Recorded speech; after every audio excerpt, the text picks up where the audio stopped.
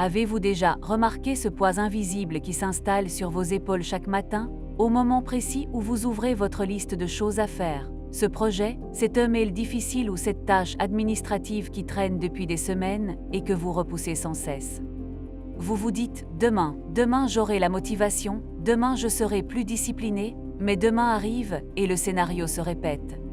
Vous finissez par culpabiliser, vous vous sentez paresseux, incapable, et vous finissez par croire que le succès est une montagne que seuls ceux qui possèdent une volonté de faire peuvent gravir. Mais si je vous disais que tout ce que l'on vous a appris sur la productivité est fondamentalement faux, si je vous disais que la raison pour laquelle vous procrastinez n'a absolument rien à voir avec la paresse ou un manque de discipline.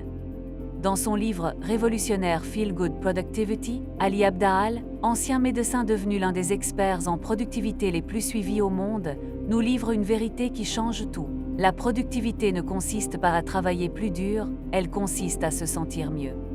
Traditionnellement, on nous apprend que pour réussir, il faut souffrir. On nous parle de grind, de hustle culture, de se forcer à faire des choses que l'on déteste pour atteindre un objectif lointain. Mais cette approche est biologiquement insoutenable. Votre cerveau est une machine conçue pour éviter la douleur. Si vous associez votre travail à la souffrance, au stress et à l'ennui, votre cerveau fera tout son possible pour vous en protéger. La procrastination n'est rien d'autre qu'un mécanisme de défense. C'est votre esprit qui essaie de vous épargner une expérience négative. L'approche d'Ali Abdaal est radicalement différente. Il part d'un principe soutenu par des décennies de recherche en psychologie positive. Les émotions positives sont le carburant de la réussite. Lorsque nous nous sentons bien, nous avons plus d'énergie, nous sommes plus créatifs, nous résolvons les problèmes plus rapidement et nous sommes plus résilients face aux obstacles.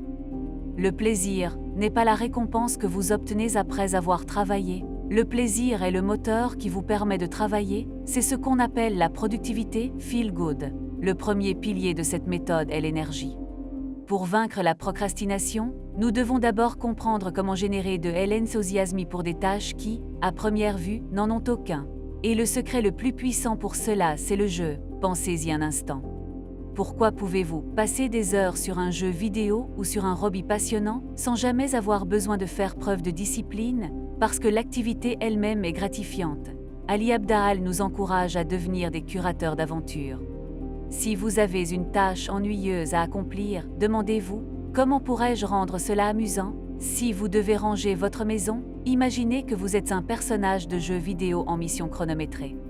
Si vous devez rédiger un rapport, essayez de le faire dans un endroit totalement inhabituel, comme un café animé ou un parc, en vous fixant le défi de trouver les mots les plus originaux possibles. En injectant une dose de jeu, vous court-circuitez la résistance de votre cerveau.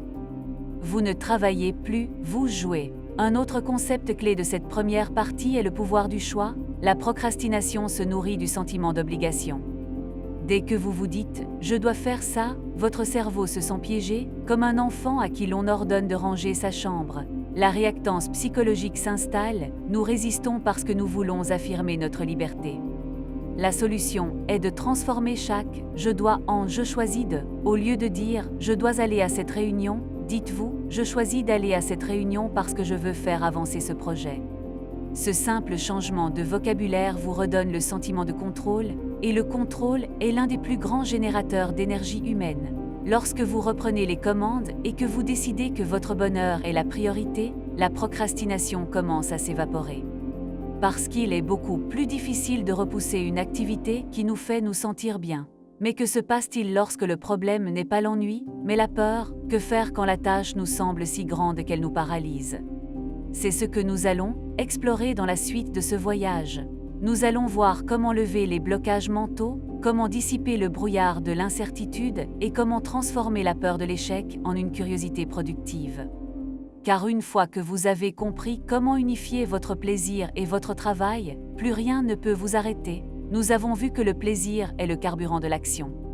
Mais soyons honnêtes, parfois, même avec la meilleure volonté du monde, on se retrouve bloqué devant son écran, incapable de taper le premier mot ou de passer ce premier coup de téléphone.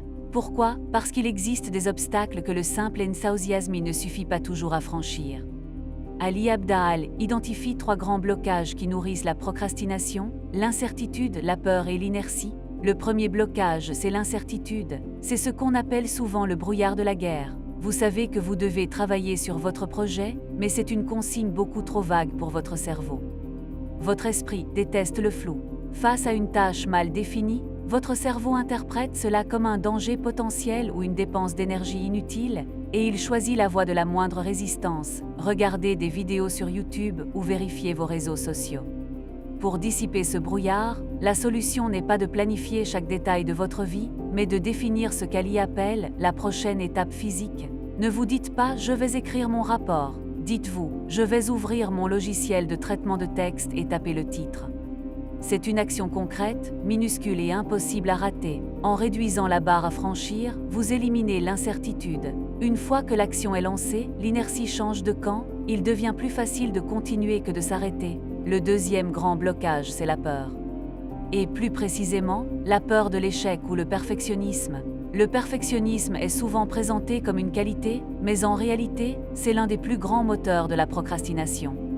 C'est cette petite voix qui vous dit « Si je ne peux pas le faire parfaitement du premier coup, alors il vaut mieux ne pas le faire du tout ». Nous remettons à plus tard non pas parce que nous sommes paresseux, mais parce que nous avons peur d'être jugés ou de nous rendre compte que nous ne sommes pas à la hauteur de nos propres attentes. Pour contrer cela, Ali propose une technique libératrice, la règle de la médiocrité. Accordez-vous le droit de faire un travail médiocre pour commencer. Dites-vous « Je vais écrire le pire brouillon possible ». En enlevant la pression du résultat, vous libérez votre créativité. Il est infiniment plus facile de corriger un texte médiocre que de remplir une page blanche. C'est le passage de la peur à la curiosité. Au lieu de vous demander « Est-ce que ça va être génial ?», demandez-vous « Qu'est-ce qui va se passer si j'essaie juste de faire ça pendant 10 minutes ?» Il y a aussi ce qu'Ali appelle les blocages de capacité. Parfois, nous procrastinons simplement parce que nous avons l'impression de ne pas avoir les compétences ou les ressources nécessaires.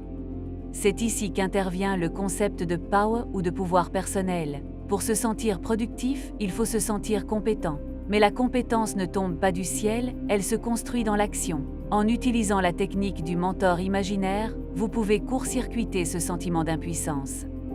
Demandez-vous, que ferait quelqu'un que j'admire à ma place ? Ce simple décentrement réduit l'anxiété et vous redonne le sentiment d'être capable d'affronter la tâche. Enfin, pour vraiment lever ces blocages, il faut comprendre la différence entre la motivation et la discipline. La motivation est un sentiment éphémère, elle est comme la météo. La discipline, elle, est souvent perçue comme une contrainte douloureuse.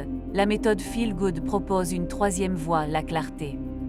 Lorsque vous savez exactement pourquoi vous faites quelque chose et que la première étape est ridiculement facile, vous n'avez besoin ni de motivation, ni d'une discipline de fer. Vous avez juste besoin de clarté. Dans la prochaine partie, nous allons voir comment maintenir cette énergie sur le long terme. Car le plus dur n'est pas seulement de commencer, c'est de ne pas s'épuiser en route. Nous explorerons comment protéger votre énergie, pourquoi le repos est une part essentielle de la productivité, et comment transformer vos interactions avec les autres en un boost de motivation naturelle. Une fois que nous avons appris à transformer le travail en jeu et à lever les blocages de la peur, nous faisons face à un nouveau défi, la durée. Beaucoup d'entre nous font l'erreur de commencer avec un immense enthousiasme pour finir par s'effondrer d'épuisement quelques jours plus tard.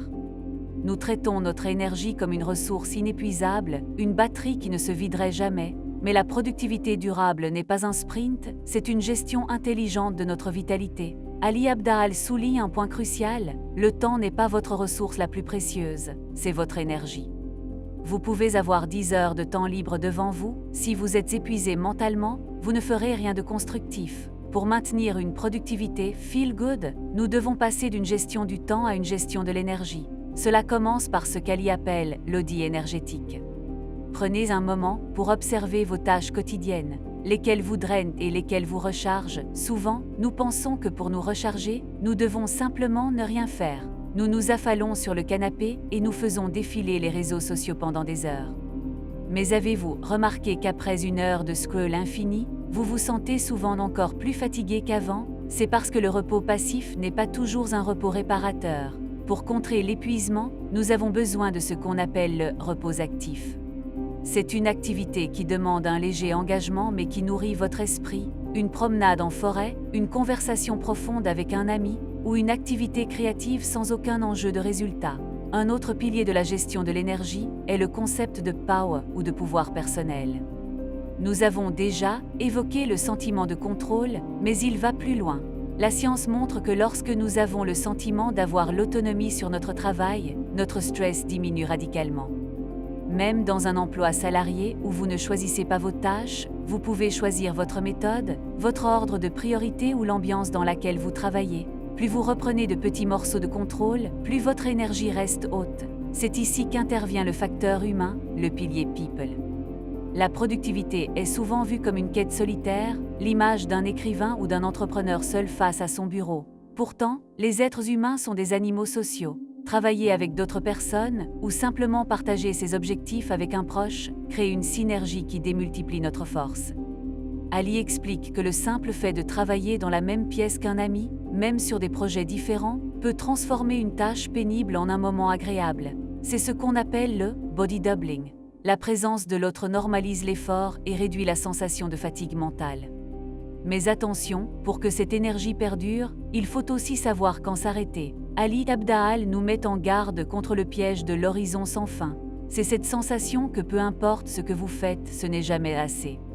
Il y a toujours une autre tâche, un autre projet, un autre email. Pour éviter le burn-out, vous devez définir des points d'arrêt clairs. Une fois que votre journée de travail est terminée, elle est terminée. Votre valeur, en tant qu'être humain, n'est pas proportionnelle à votre production de la journée.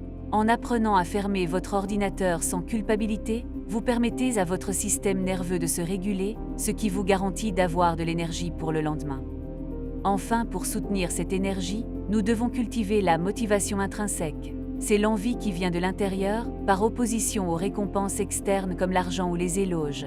En vous demandant constamment « Pourquoi ce que je fais est important pour moi ?», vous créez un lien émotionnel avec votre travail. Ce lien est le meilleur bouclier contre la lassitude.